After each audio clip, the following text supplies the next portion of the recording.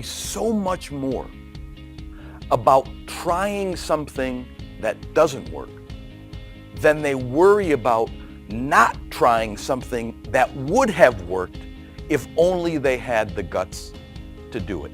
My goal is that I can help my audience walk away with a real sense of confidence that they can set about the business of making positive, meaningful, long-lasting change in tough, demanding, fast-moving times.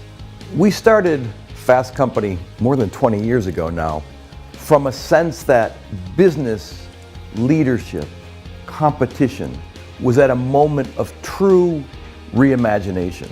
In an era of hyper-competition and nonstop disruption, the only way to stand out from the crowd is to stand for something special.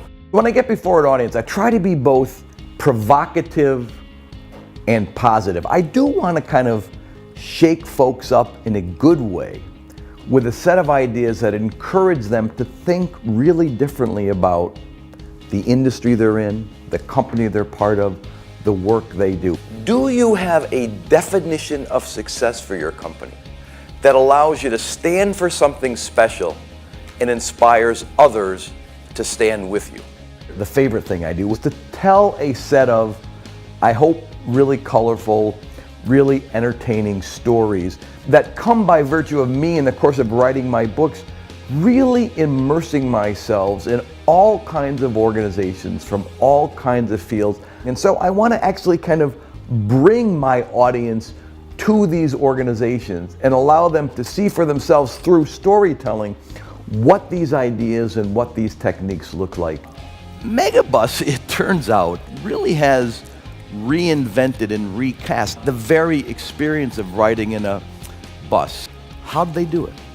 That's more than anything else what I want to do is instill in my audience a sense of confidence by showing them organizations kind of like their own that are actually making change, doing innovation, unleashing value very successfully. This great heartland manufacturing company in Cleveland, Ohio called Lincoln Electric. I'm convinced that it does so well in the marketplace because it thinks so progressively about what it's building in the workplace. The animating spirit of my new book, Simply Brilliant, is that you don't have to be part of Silicon Valley or Seattle, Washington, or Kendall Square and the biotech scene in Boston to unleash innovation. Sometimes you can make the most extraordinary progress in industries that have been a little too ordinary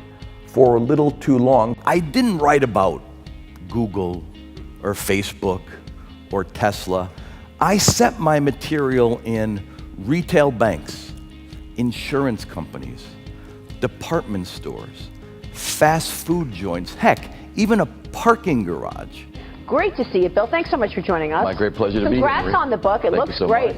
The parking garage, though, if you look at it, see it's open, but there's actually a store there, and there's one of the hottest restaurants. It's actually in part of the parking garage. There's a store in a glass cube on the 5th floor of the parking garage. The old theory is you cram as many cars in, then you get the heck out of there. The new theory is let's make it a wide open space. There are yoga classes in the morning. People literally get married on the top floor, Victoria's Secret's that of fashion. So it's become a civic space and a cultural space rather than just a bland, it's, again, extraordinary, something extraordinary in a pretty ordinary field. Yeah, it is. What I try to do is to create both a manifesto for change, a set of ideas to help people understand the world, and a manual for achieving it, a set of practices, a set of techniques that allow people who want to make change to really bring it to life. There is, to me, something powerful about admitting, I love to learn, I need to learn, we've got to be curious. Well, that means you're going to fail. You're going to fail a lot. You're going to feel kind of sick to your stomach and a little uncomfortable when you try to master things you don't know anything about. That's what it's going to take. I mean, ultimately, the job of this group is not to outmuscle or out-hustle everybody else. It's to outthink everybody else. The goal today, the true definition of success, is not to try to be the best at what lots of other people are already doing. It's to be the only one who does what you do. Ask yourselves, what are the small number of ideas that really define how we do business and that distinguish us from how everybody else in our field does business? Today is a really exciting time to be a leader, although to be honest, it can be a really daunting time to be a leader as well. The work of making deep-seated, meaningful change, building on all your past success, even as you build out a whole new point of view about the future, really has become the defining work of our time. That's what it means to be a leader today. I spent the last 25 years, first as a young editor at the Harvard Business Review, then as the co-founder of Fast Company, now as someone who travels the world researching and writing books, interacting with and learning from really some of the most extraordinary leaders in the world. What you don't see, and this is true of every organization that can pull off these transformations, what you don't see is the hidden history at this company. All the stuff we tried that didn't work.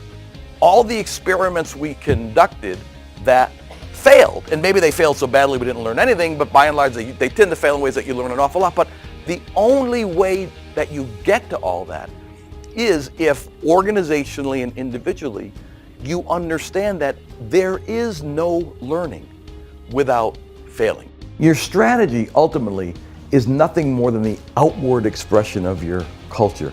Your culture is the only thing that can sustain your strategy through the ups and downs and the turmoil of the business environment, new technologies, new competitors. The most successful companies genuinely do care more than everybody else about customers, about colleagues, about how the whole organization conducts itself in a world with so many opportunities every single day to cut corners and compromise on value. The real promise of entrepreneurship today is that you and your colleagues can be more memorable than anybody else. You can create experiences, products, brands that are truly memorable to encounter. And that's what's going to separate you from the giants in your field. Playing it safe may be the riskiest course of all.